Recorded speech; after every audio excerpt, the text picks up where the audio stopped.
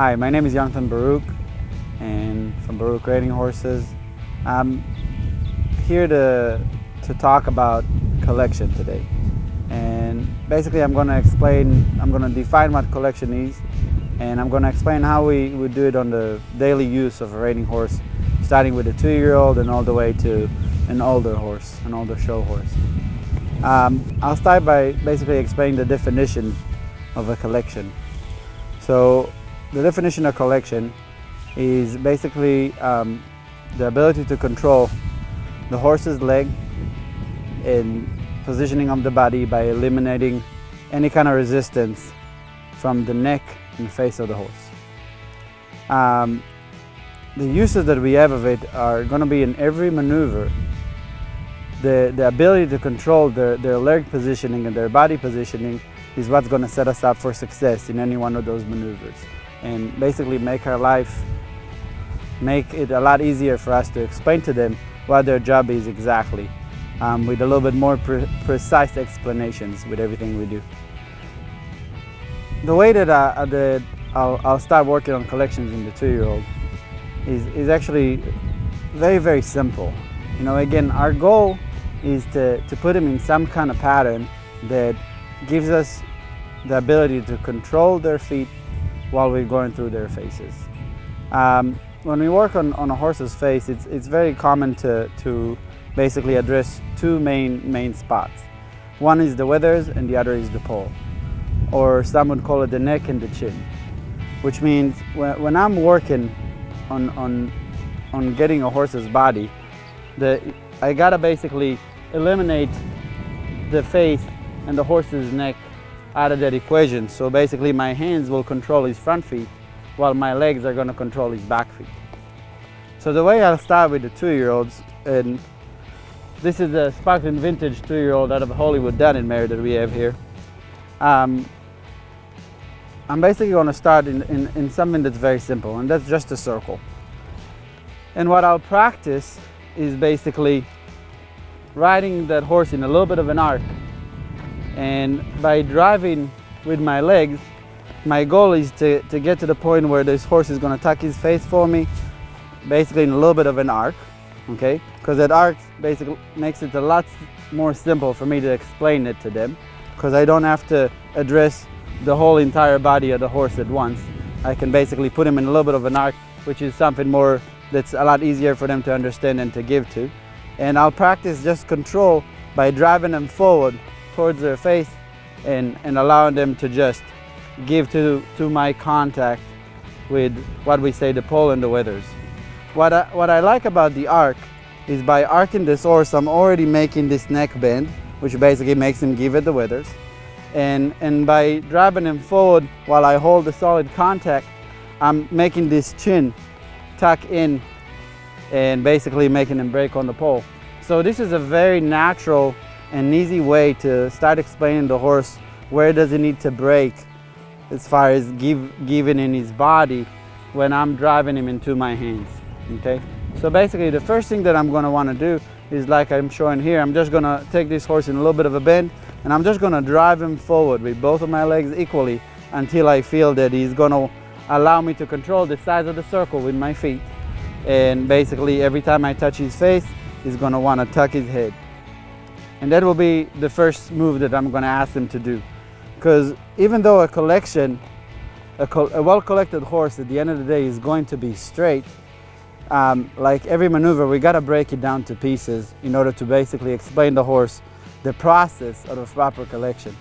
A proper collection does not happen overnight. It's a process that takes years, in our discipline especially. And basically by setting goals to ourselves, I can monitor the improvement of a horse all the way from his 2-year-old year till he's an older horse. So this is something that I'll do both ways, obviously, because those horses, just like we know, they got to be worked in both directions because they're not equally as flexible. So I'll basically practice it going to the right, and then I'll do the same thing going to the left.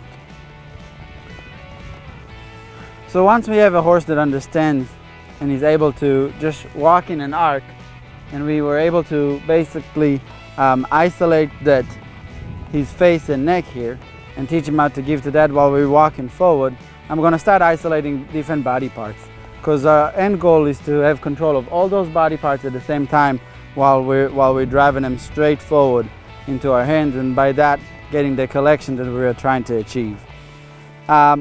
So the next move that I'm going to work with a 2-year-old is basically the control of their front end. It can be done in different ways, but I always do it with forward motion because I want to always practice towards my collection, and a horse that's collected is a horse that always drives forward with his back end towards his front end, and by driving forward to his front end, we're getting them collected and getting the distance between the back end and the front end a little bit shortened. The way I'm going to start by moving his shoulders is I'm going to again use the bends that we already taught the horse to do, and I'm going to counter bend them, and I'm just going to ask, by applying pressure a little bit further forward by the cinch area, for him to just step over with his front end for me. And every time I get him to just step over, I just give it back to him, because this is all I really want to explain to him. I want him to learn that he can basically move his shoulders separately than where his face is going.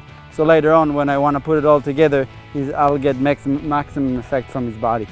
So I'll make sure that the shoulders move away from my leg while I hold his head in the opposite direction, and also when I hold his head towards the same direction, I want his shoulder to just follow my hands. Okay, and just like you see, I'm basically just making this, by making this front end get over, I'm just making this circle a little bit tighter, but it's by basically the front end making a bigger step towards the inside. And again, I'll practice this control the other way around too. I want to change directions by moving mostly his front end over, and his nose is going to be in the opposite direction. Once I was able to isolate that part, I'll do the same thing with his nose facing the same direction. I just want him to take a step over with his front end towards his face. Very well. The next part that I'm going to want to isolate is their hindquarters. So I'm going to do the same concept, but this time I'm going to move my leg a little bit further back in his body and push and make his hindquarters yield to me. So I'm going to keep his nose to the inside, and I'm going to use my inside leg. And again, I just want him to keep moving forward and get a bigger step from his hindquarters off to the side, just like you're seeing here. And I'll do the same thing, just like I did with the front end. I'll do the same thing with the hindquarters. I'll also counter bend him and push his hip to the outside in the same direction of his nose, while his nose is to the outside. Good. And remember, these are small motions that we're talking about. Okay, nothing needs to be extreme. You just want to have the ability for those horses to understand your leg, move over from them, so later on when you push them straight forward, they're trying to move that hind end forward for you. I'll do the same thing this way. I'm just going to push his hindquarters out like you're seeing him do. And once I feel like we have a good understanding there, then I'm going to take his nose to the outside and again, walk that circle, just make his hindquarters take a bigger step towards the outside like we're doing here. The last move that I'm going to do in the 2-year-old year that I like for those 2-year-olds to learn is also what I started talking about earlier. I want them to also learn the parallel move, where the hind end and the front end move simultaneously. And this one we're going to start actually without any forward motion. But later on, as they mature and turn to a 3-year-old, which I'll demonstrate a little bit later, I want to be able to apply those sideways motions with forward motions in order to, again, to get a clear understanding from the horse on how to allow me to drive his feet and body into different positions. So later on, when I want to get a true collection, I have the ability to control every part of this horse's body. So the side pass is a very simple move. Once you have a good control of their front end and back end, all you got to really do is put your leg right in the middle, and once you get one step over to the side, you just give them a break. I'll do the same thing the other way. I want them to take one big step simultaneously.